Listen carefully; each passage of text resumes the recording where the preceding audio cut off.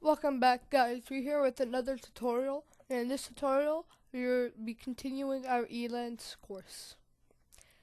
If you did not watch the previous video, it will be an annotation somewhere on the screen, and it will be in the description box. That tutorial will basically show you how to sign up for Elance, describe everything in setting up a profile, how to make sure you have a complete profile. So yesterday I gave you guys a little bit of homework. I told you guys to sign up for Elance and to complete your profile. If you did that, congratulations, you can continue. If you did not do that, please take the time to just fix up your profile, complete it. You don't have to go in such a depth. But just make sure you have a complete profile. As right here, it says for your profile completeness. Just make sure it says 100%. Okay, so in this lesson, I will teach you guys how to place bids, the average bid to place for certain jobs, and how not to get cheated. I have gotten cheated a couple of times, and it does not feel good. So I want to teach you guys how not to get cheated, because you really feel bad when you work days on something, and then the guy just takes it and leaves you with no payment. So, first of all, how to place bids effectively. Well, first, you have to know how to get a job. So you go to jobs right here, you search something up, as where I'm typing right now, you search up what you are. So let's say we are a writer. Or we put writing. And then we go. Just give it a little bit of time for it to load. So guys, if I sound a little bit weird, my throat was kind of closed up. Let it load a little bit. Okay, right here. See right here, 10 e-learning articles required. Let me see just the format. Okay. The blue title right here, the 10 e-learning articles required, is the title of the job. So the 10 e-learning articles is required is the title of the job. The title of the job is basically trying to sum up the whole job in 50 characters or less. So right here, this is called a description. This hello writers, you read the whole thing. This is the description. This is what you need to know. It basically sums it up. It just tells you what the job is. It says 10 e-learning articles required, but what is it about? What do we need to do? Do we need to write it? Do we need to ghost write it? Do we need to copy edit it? We don't know what to do with it. So if you read the description, you'll know. Then it's a fixed price, $100 to $200. There's two kind of prices in Elance. Fixed price is when you do the job and then they pay you the whole amount, or hourly is when they pay you hourly. Hourly, sorry guys, but hourly is better because fixed price is that you have to do the whole project, then you get paid. Elance doesn't give a guarantee payment, which is a lot of all freelancing sites, they'll give a guaranteed payment on fixed price, but hourly is a guaranteed payment. Hourly, because even if you do get cheated, you only had to work 1 hour on a project, and 1 hour is not that too much because the whole project can take days. One project for me took me about 1 to 2 weeks, and I was being paid hourly. If I gotten cheated, I wouldn't have been working on it for 1 to 2 weeks. If it had been fixed, I might have been cheated. It was 1 to 2 weeks wasted. So this is why. Okay, and then when it says posted 31 minutes ago, it just says when it was posted. When it says ends, this is when the bid ends. This is when you can't bid anymore. Like the thing closes down, and then the person that posted up the job looks at everyone that posted, everyone that bidded on it, and then they pick the person they want for them to work. When it says 0 proposals, this means how many people bid on this project. when you are new to Elance, bid on everything that has zero proposals. Why? Because you are new. Okay, you have no feedback. Um, you have no feedback, and people that pick people to work for them, they want feedback. They want to see how other people think of them. Let's say you're against two other bidders. One bidder has 13 reviews, another bidder has 25 reviews. You're not going to get picked because those people have experience in Elance and they have feedback and you don't. That's why you take the zero proposals. Why? But mostly you might say, "Oh, what if they don't pick me? Then if they don't pick you, it's all right. Go to another zero proposal one, and then once you get some reviews, you build up to maybe one or two proposals. Then some other reviews, you go up against three or four other bidders, and that's how it goes up. You have to get reviews, and how to get reviews, you have to go to the jobs that nobody bidded yet. Okay, so how do you bid? Also, add to watch list. Add to watch list is when they email you what people bidded, unless the the job's sealed. And when it means it's sealed, that bidders can see other bidders. But it will email you.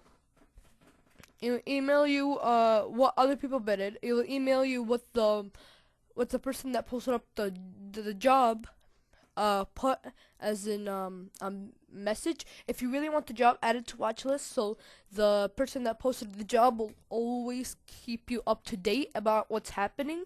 Like sometimes I did not actually put it on the watch list, and it turns out the guy didn't want the job anymore, and he didn't know how to close it, so he just put up a message that he does not need this job anymore.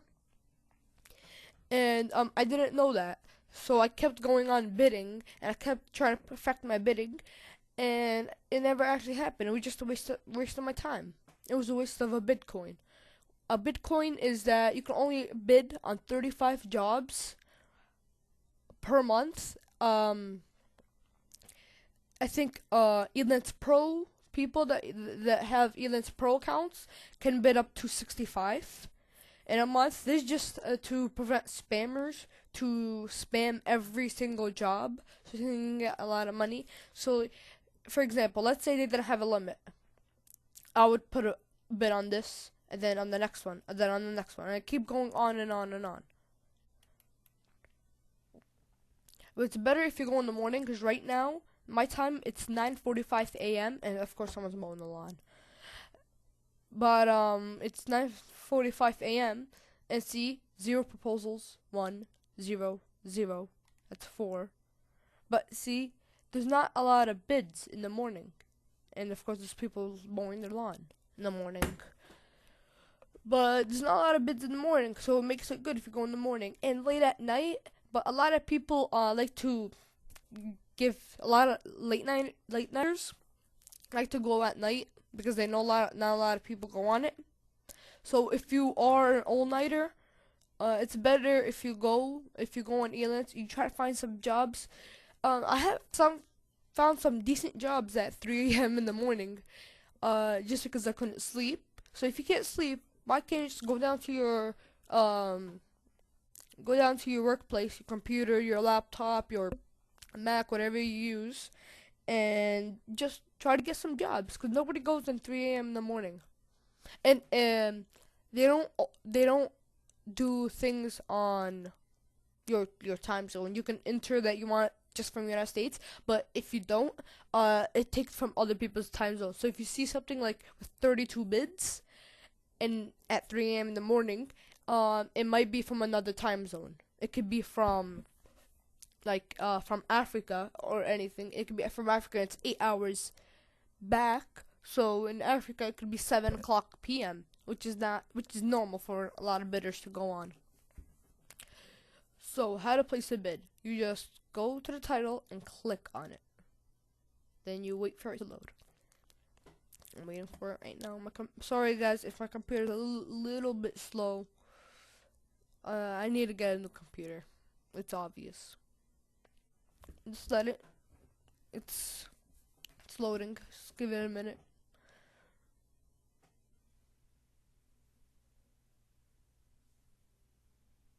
Okay.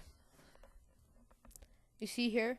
This is the more advanced um this is the more advanced kind of description. It's hello writers looking for writers for e-learning and learning, and it says some pointers. 1, 2.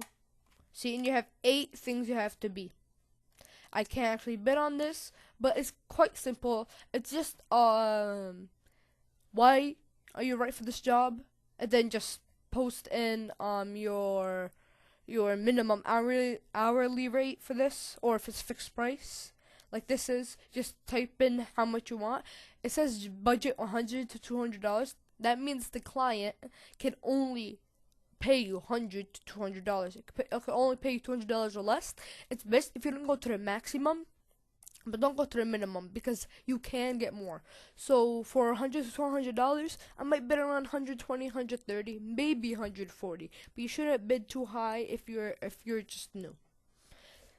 Don't bid it at the minimum, because you know you can get more. Don't bid at the maximum, because of course there's going to be people, other bidders, that might come later, and it's going to bid lower than you. And why should you pick a person that's just new for $300 and pick someone that has one review for $140? It makes sense to pick the other guy instead of you if it's like that. So keep low, and then once you're experienced, put it high. Why? Because because you're gonna be professional at this, because since you did so many jobs, and people are gonna pay that kind of amount. Like, let's say I was professional in this, I would pay around 170, 180, because I'm a professional, and this guy needs a professional. Because see, if you see right here, it says the client paid over $5,000, which is good. I mean, that means the guy is serious. He paid over $5,000 for the writing and translation category. That means the guy is serious. That means he needs professionals. He can get new people, because new people doesn't mean they're not professionals. But if you were a professional, you can bid high, and he would pick you. So, we learned how to bid. Now we need to learn how to win the bid, how to get your first job.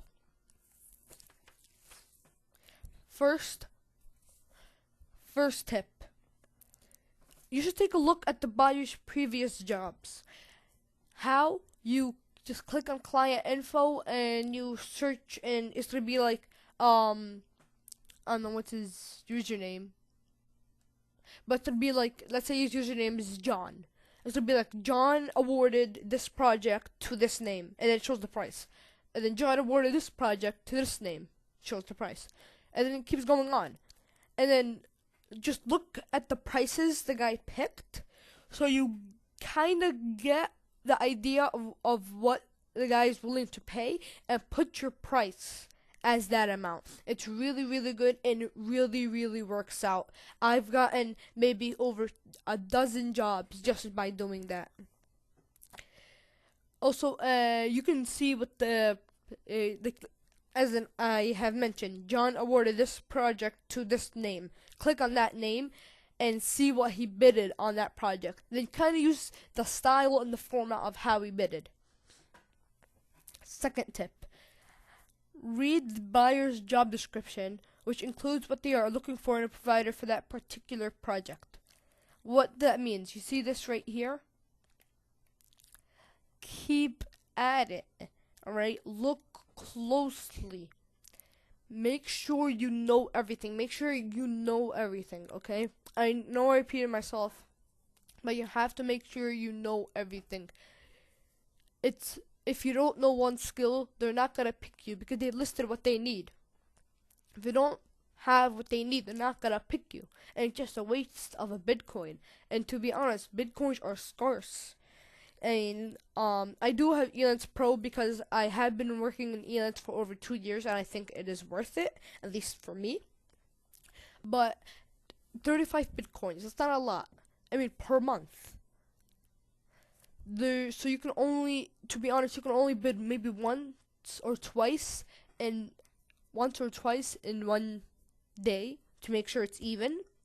If you bid for this with no with one skill you don't know, they're not gonna pick you. And even if they do pick you and they say, okay, let's say we don't know we don't know Microsoft Word document. We don't have that. We have Abby Word.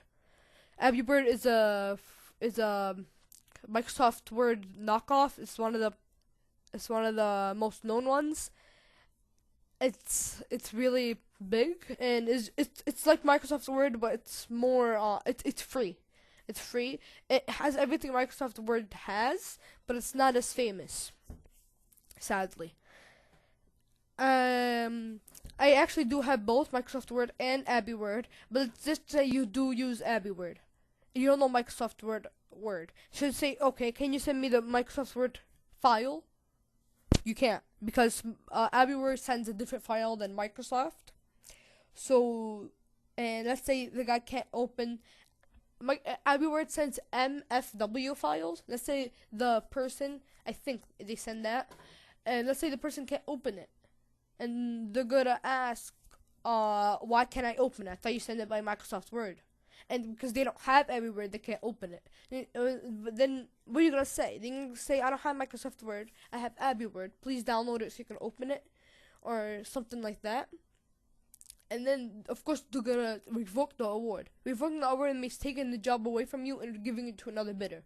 So you wasted a Bitcoin, and you wasted your time, and you wasted the client's time, and you know the client won't hire you again, even if you are a perfect candidate for his next job. Again, as I said, move on if you don't fit the requirement, and just happily bid on the next project. Because if you don't have the skills for this, don't mourn over it. I mean, you don't have to do anything. Just go back and look for another job. And make sure these clients, they're called buyers, okay? The buyers, they look closely into your bidders on Elance. Look closely to your bids. If you let's say I don't know Microsoft Word as an example. Let's say I list every skill I know, and I just say, oh, I'm ready for every step, and I list every single skill except Microsoft Word. They will detect that. They will see that you missed Microsoft Word, and they will skip right over you. I'm being honest. They will skip right over you if you don't have one tiny detail. Let's say instead of using Microsoft PowerPoint, you use Keynote. Keynote is like PowerPoint for Mac. They probably won't hire you. They won't hire you because they wanted PowerPoint and you give them Keynote. They were not gonna hire you. So, let's say you do fit in the project. Write your cover letter if you fit the position. If you don't, then don't bother bidding. But answer exactly what they are looking for and explain how you the one that they need. Why shouldn't they pick other bidders? Why shouldn't they pick the bidder below and above you? Why? Explain why.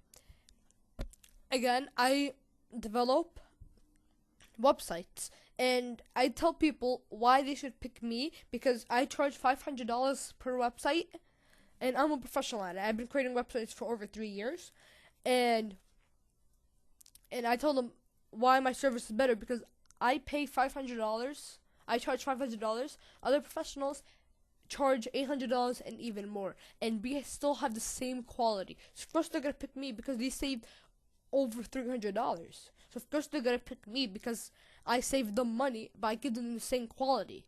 Because I think $800 is a little bit too much. Yes, I might raise the price a little bit more. I might raise it to $550 or maybe even $600. But again, I keep the same quality, but I keep the price lower. If my price was $800, I might not be as big as I am as now. So, create a short outline in the cover letter. The cover letter is just the description box and how and why you should bid. It's 5,000 characters, so you can do a good detailed cover letter in there. So create a short outline of how you will carry the project out. How will you do the project? And just that how you can do the project, I mean as like let's say you know PowerPoint. You can say I'm very professional in PowerPoint. I've been creating PowerPoint presentations for over 7 years, and I can create a nice professional PowerPoint presentation with custom templates in under 3 hours. That's how you will carry out the project. That's what I mean. It's advised that you put more detail in it instead of there, but I'm just putting out a sample. Okay, just make sure you only have the basics to go. Don't go in detail. What I mean, let's say when it says articles will be ghostwritten, just say you are professional in ghostwriting. Okay, don't go in detail and like start imagining in your head what the client actually needs. Like, don't start going in your head like kind of hard to explain. But let's say they only have the basics down, right? They're not going in too much detail about what you need. They're not saying how long you have. They're not saying if you have a deadline. They're not saying how long you have to work in a day. They're not saying that. So don't start imagining in your head what is it? I mean, let's say they want you to work an hour a day. You're imagining in your head 3 hours a day. And you start planning out your schedule for 3 hours a day. And then when they come to you, say, I only want you to work for me an hour a day. It'll throw off your whole schedule just because you started imagining what they wanted. Yes, you don't actually put it in the cover letter, but I'm just making sure. What they write is all you have to think in your head. Don't start thinking other things. Don't start thinking ahead. They will tell you what they need. If they leave out any details, ask them what the details are. Like, let's say you're an animationer. Ask them, let's say they leave out the script. Ask them, hey, do you have any script? And they're like, oh yeah, I have a script. Thanks for reminding me. If you went out animating it without a script, it would have been nothing. It would have been nothing. The animated video would have no script. It would just be animations. So that's why you should also remind them, because let's say you did actually forget the script, you and the client, and then you bring the animation video to the client. The client won't be happy with you.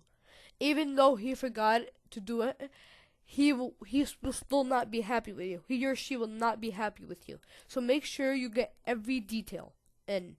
When you ask them questions, make sure, like, ask them questions. Why? Because make sure they give you detailed answers.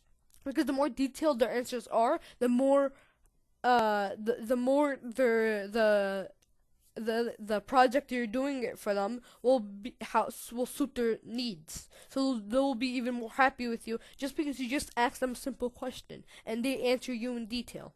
That's all you have to do. Just make sure you have the details in. Don't screw everything up by messing up the details or messing with another project with another project. I actually did that once, and I lost 2 clients, which is a lot of, it's a handful, and maybe I lost $3,000 a month just because I screwed up 2 projects. I lost 2 clients, and I lost $3,000 a month. So again, as I said, ask your bidder questions.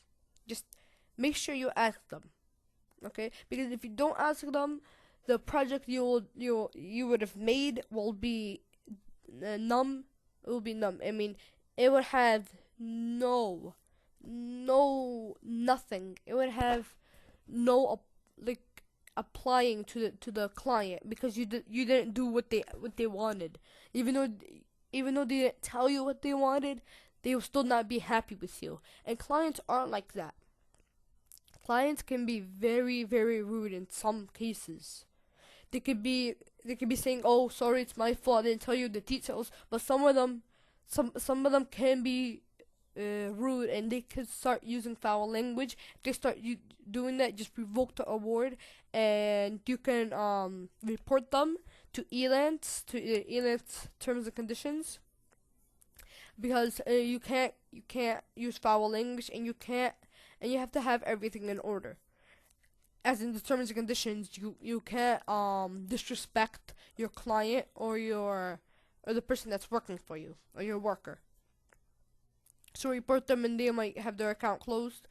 And I mean, I'm not saying to be like reporting everyone that uses foul language. Yes, some people might get out of control. Even if it is your fault, don't report them for foul language. But if it's their fault and they start yelling at you, yes, then you can report them. But last tip: sell yourself. Sell yourself. Sell yourself. Talk about yourself. Talk about your experience. Talk about your previous jobs. Talk about your previous education. Talk about stuff like that. And this means, I mean, in all communications, in all bids, in all feedback, in all emails, in all Skype messages, in all SMSs. I mean, you have to be a consummate professional. You have to be also a good conversational person, because if someone awards you for a job and you do not have contact with them, they won't like that, and they won't hire you for future jobs. You won't get the money, you won't get the feedback, you won't get anything. It would just be a waste of time for the client and a waste of time for you. And so follow up with the buyers who have not chosen a provider after a week, and see if any additional information will help you. Because some buyers, they won't hire anybody because the people don't have any skills. See why. I mean, read the description, read the bidders, see what they did wrong, and then when you bid for a current project, don't do the things those bidders did. That's all I have to say for the tips on how to get your first job. I hope this helped you guys. It's been almost half an hour in, so let's get to the average bids for main jobs. Okay, first main job: website developing. Website developing is when you design a website or develop a website. Fixed price: $500 to $800. No less, no more. If people are paying you less than $500 for a website, they're not worth it. If it is like a redo of a website, like the website is there, you're just redoing it, yes, you can pay lower. But if you're making a whole website from scratch, or just from like a customized template, or just like they want you to create a whole website, and they don't have like an already made website, I mean, you have to create from scratch, yes, pay $500 to $800. Hourly, I would ask around $10 to $20 hourly. You can start raising the price once you get reviews. It has to be about the website developing. Can't be like, oh, I have 5 reviews about writing, let's bid on website developing $700. You won't get the bid because you pay overpriced, you pay too much, and you have no feedback about website developing. Again, take small jobs. Take small jobs until you're satisfied with the website developing, satisfied with ELS, and you have a good amount of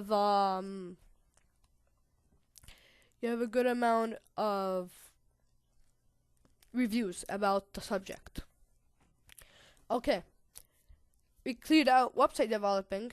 How about writing, article writing? We're gonna do just average writing, like let's say writing an article or just writing an article. I say the average bid for fixed will be around $15, $10 to $15. That's pretty much it. If you're gonna translate something, the average bid is around $15 to $20. If you're gonna write a whole ebook, you should charge. It depends on the ebook. If it's over 50 pages, you should charge around. Some people charge. The best thing to do is charge $1 or or 75 cents or $1.25 for each page. So let's say you have 50 pages, you can make around 45 to 65 dollars for 50 pages. It depends on what you're gonna use. I would recommend using $1. No, 75 cents for one page once you're a newbie. Let's say every 5-6 reviews, you can up it by 25 cents until your limit is 125 or 150. Don't go over that, because even if you are professional, some people charge $2 for a page, and that's a little bit too much.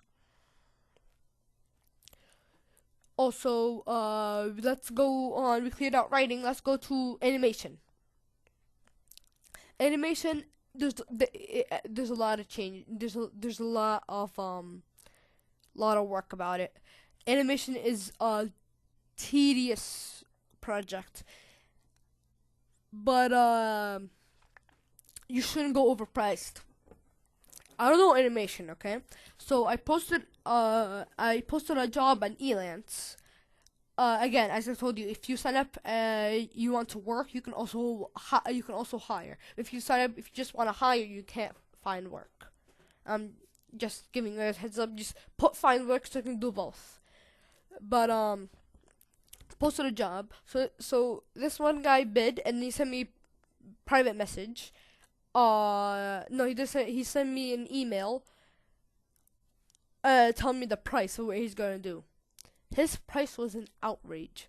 I wanted a 1.5-minute animation video. He said that if you wanted a 2D animation, $2 per second. If you wanted a 3D animation, $5 per second. That's a lot. So let's say I wanted a 2D animation. So let's say I was gonna pay him $2 per second. It would have been nearly $200 just for a 1.5-minute animation. A 30-second animation is around $35. He wanted to pay $200 for $1.30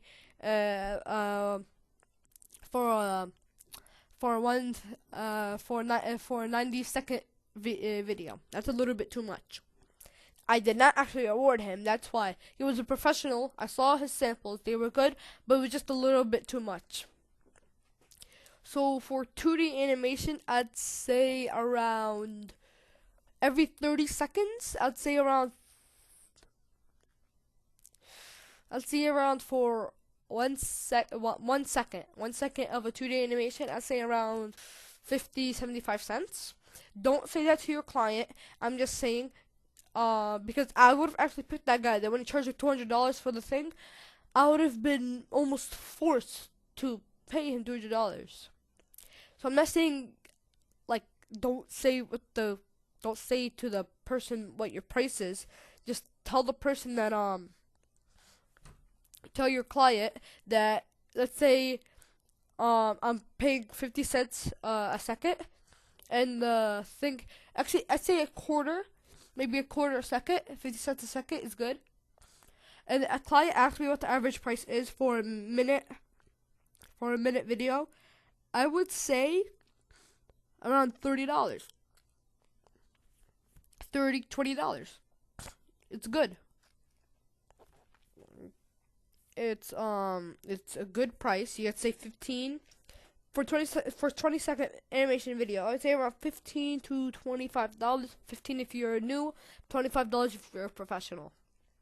You could charge more, of course. It depends on the person's budget, as I guys showed you later. If the person's budget is $500 to $1,000. If you're professional, you could bid over $500. So that's how the average bid. Am I missing anything? Oh yeah, internet marketing. What's internet marketing? You market people's stuff online. You market people's social media or websites or anything. This is a good project to work as. I'd say for a fixed price, around $300. That's good. And for hourly, it's around $10. To be honest, $10, $8 and $8 to $15 an hour if you're new. to Elance and internet marketing. And if you're a professional, let's say around $25-$30 for hourly, or $20 an hourly is pretty good. Internet marketing is a good job. No, but the most money maker, virtual assistant. What is a virtual assistant? A virtual assistant is someone that assists people online. They can read emails, they can answer calls, they can do customer service, they can check emails, they can they can maintain sales, they can do whatever it can. You just assist people online. It's such a vague thing, but it gives good money. Hourly. It doesn't matter if you're new or professional. You have to pay. You have to ask the person to pay you over at least around $20, give or take $3 or more. $17 or more. It doesn't matter if you're new or professional. If someone's willing to pay you $3 to $5 an hour for virtual assisting, it is not worth it. Fixed price. Don't pay fixed price for virtual assistant. None. Why? Because if you guys don't know, there is something called Postmom. Postmom is a blogger. She's a blogger. She's a very good blogger. She blogs about a lot of things. She blogs about internet jobs, or she just blogs about her daily life, mostly internet jobs. So I actually do follow her in her blogs, and her virtual assistant came 3 years ago. Imagine working 3 years and never ever getting your money. Virtual assistant, they don't get fixed prices. They don't. Maybe fixed price for weekly, but just pay hourly, okay? If you find any virtual assistant jobs for fixed price, they're not legit. Because if you have sorry for that, guys, but if you have over 3 years working, and let's say the fixed price is $500, you've been working 3 years, you've been getting no money for $500. But let's say you were paying hourly for $17 an hour. 3 years can bring you a lot of money. And just like 1 week of virtual assisting, you can get hundreds. If you are professional, if you're just new, you can get dozens and dozens of dollars just for free. I mean, it's not enough to live on, but it can put some extra money in your pocket. That's average bids. If I missed anything, please PM me on YouTube and I will see what I missed. I'm pretty sure I got the top 5 jobs down. So let's go on to our last topic of this lesson. How not to get cheated. Okay. First tip, if the person does not have a verified payment, don't sign up for him. What is a verified payment? It's just how you pay. If they don't have a PayPal, if they don't have a Skrill/Moneybook, if they don't have a bank account linked to it, if they don't have anything, if their payment is not verified, that means they can't send money online yet. And you're working online and you can't do it, and let's say you work for them and they can't even pay you. So this is how I got cheated. I did not actually see the payment verified, and the person did not have a payment verified. I worked for him. He said, "Give me the project, give me the money." Before I was like, I was really desperate for a job, and I was really happy that I was gonna get my first ever feedback. I gave him the project. I gave him the website. All $500. It was off. I mean, I worked on the project for over 2 weeks. He just took it off and ran off. He just took it and ran off. So because he didn't have a payment verified. I was really down because it was my first ever job, and I got cheated on, and I've been down. I stopped using Elance for like about 2 weeks, but then I realized that was one person, and everybody makes mistakes, and we learn from our mistakes. I went back on. Now I'm making very, very good money on Elance. Not enough to live on yet, but I made maybe in total from Elance over 3 years. I also have a part-time job just to support Elance, but in about a couple of months, I'm gonna start living off of Elance. Elance, let's say in total over the past 3 years, I have made over around over 200, 300, maybe $400,000. That's good money. I mean, it's good money, $400,000. That's almost $500,000. I almost made $500,000 just because of Elance. That's a lot of money. So if you get cheated, don't go down. Don't put your head down. Just quit Elance, because trust me, because like in Elance it has if they don't pay you through Elance payment system, there's no excuse. As I said in the last video, there is no excuse why they shouldn't pay you by Elance payment system unless they don't have a bank account. If they don't have a bank account, then they can't pay you online or pay anyone, to be honest, unless it's pocket money. So other way how not to get cheated on. If people ask you for the project and then they give you the money, it's not real. Trust me. I mean, I think it's kind of obvious, but it's not. Third, make sure you get a milestone. What is a milestone? Let's say I will work for you if you pay me five. Like, let's say someone is gonna pay you $150. Say I will work for you if you give me 5% of the money you owe me. That means that you will get 5% of the money. You know that they're able to pay you, and you know they're willing to pay you, and then you start off. Also, you shouldn't ask for payment up. I mean, I once hired this guy. I once hired this person, and he said, "Give me the $500." No, he said, "Give me the money right now, and then I'll start working for you." I revoked the order. I give it to another. Never ask for money up front. Never ask for maybe 5%. Maybe ask for halfway, 20%. Or maybe ask for halfway, 30%. Ask for stuff like that. Don't ask for all the money up front, because it's not good, because they might have made fake accounts, hire themselves, and then feedback themselves, give themselves feedback, and now they're just taking money away from people. Horrible. Okay, horrible. Never never pay them. Maybe pay them if you are gonna hire. Pay the person 5-10%. You should also ask for only 5 to 10% up front. Maybe halfway, ask for 20-30%. And then when you're done, ask for the rest. But just know that they're willing to pay you. Okay, how did I get cheated on for specific jobs? Let's say you're gonna do web design. Show the first page, or show all the pages in photo form. Do not share them the URL if you're making websites. Just show them the pictures of the website, and then tell them, okay, I have your website already. Give me the money. I'll give you the URL. That's all.